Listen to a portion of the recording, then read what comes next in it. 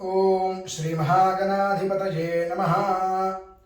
భారతీయ శంకరపీఠం భక్తులకు శుభాభివందనాలు, శుభాశీస్సులు.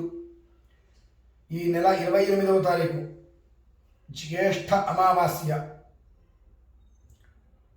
ఆ రోజునాడు మనమందరము కూడా ఒక పని చేయవలసి ఉన్నది. కొన్ని గ్రంథాలు చూస్తుండగా కొన్ని విషయాలు బయటపడ్డాయి. అంటే నిగూఢమైనవి ఎక్కడో లోపల ఉంటాయి, మనం వెతికితే కానీ దొరకవు. అది నేను ఆచరిస్తున్నాను కాబట్టి అందరికీ తెలియచేయాలి అనుకున్నాను. అదేమిటి అంటే, ఎవరింట్లో అయినా సరే పుత్ర సంతానం అంటే ఒకడే పిల్లవాడు, ఇద్దరు ముగ్గురు ఆడపిల్లలు ఉన్నా ఇబ్బంది లేదు, కానీ ఒకడే మగ పిల్లవాడు ఉన్నాడు అంటే ఖచ్చితంగా కూడా చేసి తీరవలసిన విధానము ప్రత్యేకంగా ఏమీ లేదు.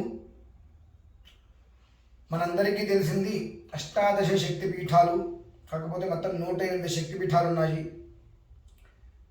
108 శక్తిపీఠాల్లో ఉండేటువంటి అమ్మవారిని తలుచుకొని 108 మంది స్త్రీలకు సార ఇవ్వటం అనేటువంటిది ఆ పిల్లల పేరు మీద చాలా శ్రేయస్సు.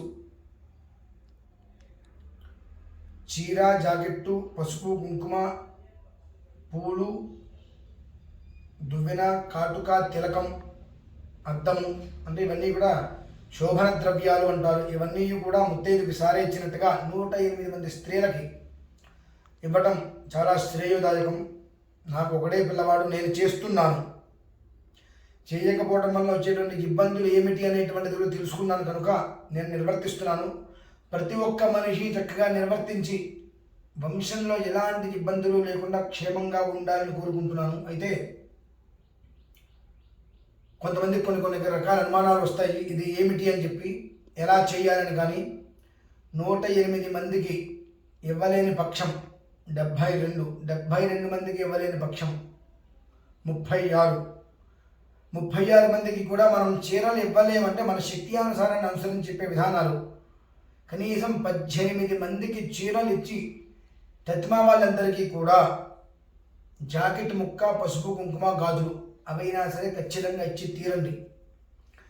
ఈ 18 మందికి ఇచ్చేటువంటి చీరలు కూడా అక్క చెల్లెలకి ఇచ్చినా, వదిలికి ఇచ్చినా, అత్తగారికి ఇచ్చినా, ఎవరికి ఇచ్చినా, అత్తగారికి కాదు బయట వాళ్ళకి ఎవరికి ఇచ్చినా సరే వాళ్ళు కట్టుకుంటే చాలా బాగుంది అని అనుకోవాలి.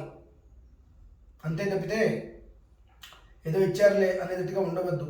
కేవలము కూడా అంటే దీనికి మూలం ఏమిటి అంటే, ఆ రోజునాడు అమావాస్య, మంగళవారము, కుజ నక్షత్రము, అంతేకాకుండా శకునీకరణం, గండయోగము ఉంది. గండము అంటే ఏదైనా కావచ్చు, ఎలాంటి ప్రమాదం జరిగినా అది గండమే అంటారు. ఆ గండయోగము ఉంది. అలాగే శకునీకరణం అంటే అందరికీ తెలుసు, లోపల మొత్తము కూడా కల్మషాన్ని పెట్టుకొని బయటికి నవ్వుతూ వంశం మొత్తాన్ని కూడా నాశనం చేసే విధానాలు. అంటే ఒక మనిషికి మంచి చెబితే ఎక్కినా ఎక్కకపోయినా, చెడు చెబితే మాత్రం వెంటనే ఎక్కేస్తుంది. ఇంట్లో మనం ఏదో కోపంలో పిల్లల్ని అరుస్తాం, ఎవరో బయటికి వెళ్ళినప్పుడు పిల్లలకి చాక్లెట్, బిస్కెట్ ఇచ్చి మీ అమ్మ నాన్న అడిగితే ఎవరు, వాళ్ళు ఎంత కోపిష్టి వాళ్ళు, 4 ముక్కలు కానీ 3 పోషారు అంటే వాళ్ళకి అదే బీజం మనసులో పడుతుంది పిల్లలకి. అందుకనే చిన్నప్పటి నుంచి ఏదో ఒక వ్యవస్థలో నడవడం బట్టి వాళ్ళకి 16-17 సంవత్సరాలు వచ్చేటప్పటికి నువ్వెంత, నీ వ్యవహారం ఎంత, నువ్వు నన్ను చూసేవాడు అని చెప్పి ఇష్టం వచ్చినట్టు మాట్లాడుకుంటా కొన్ని కారణాలు ఉంటూ ఉంటాయి. అంటే దుర్యోగము అనేటువంటిది గండాలకి కొన్ని విషయాలలో కబలించటానికి ఇవన్నీ కూడా కమ్ము కాసు కూర్చుంటాయి. ప్రమాదం అనేటువంటి రేపు అమావాస్య రోజు నాడు నుంచి ఉంది. కనుక ప్రతి ఒక్కరూ కూడా తప్పకుండా 108 మంది స్త్రీలకి ఇవ్వడం. అంతమందికి ఇవ్వలేకపోతే 72 మందికి అది కూడా ఇవ్వలేకపోయారు, 36 మందికి అది కూడా ఇవ్వలేకపోయారు.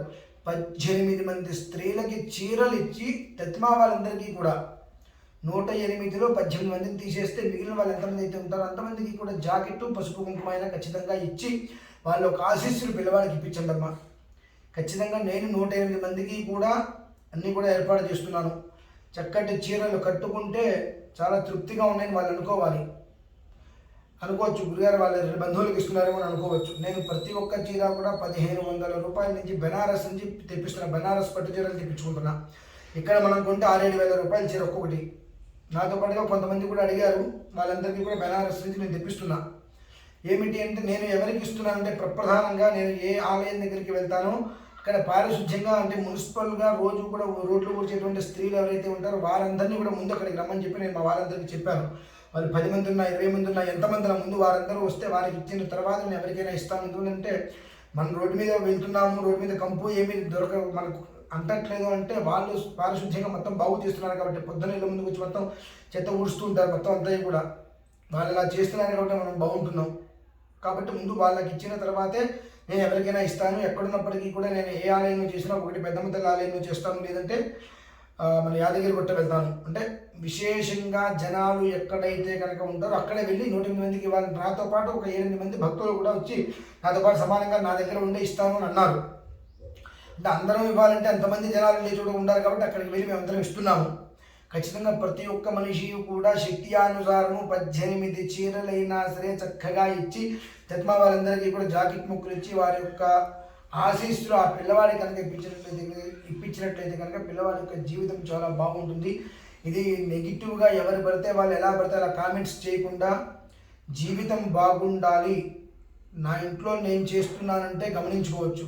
మీకు చెప్పడం వేరు, 100 మంది చేయండి అని చెప్పి నేను కూడా చేస్తున్నది ఆ వీడియో, నేను చేసేటువంటి వీడియో వస్తుంది చూడొచ్చు, నిజమాబద్ధం అనేటువంటిది నేను కూడా నిర్వర్తిస్తున్నా కాబట్టి ఆ సమస్య కష్టము ఇబ్బంది ఎవరి ఇళ్లలోనూ రావద్దు అనే ఒకే ఒక్క విషయంతో ఈ వీడియో చేయడం జరిగింది. ఆల్రెడీ సుమన్ ఛానల్ వీడియో చేశాను, దాదాపుగా 2 లక్షల మందికి పైగా దీన్ని చూశారు. చాలామంది ముందుకు వచ్చారు, గురుగారు కూడా మేము చేస్తామంటున్నారు. చాలామంది మనం అడిగిన వాళ్ళకి బెనారస్ నుంచి వాళ్ళకు కూడా చీరలు తెప్పిస్తున్నాము. రేపు రాత్రికి ఇప్పుడు బయలుదేరి వస్తారు, అక్కడ చీరలు తెప్పిస్తున్నాము. ఇక్కడ చీరలు తెప్పించకపోవడం సమస్య కాదు.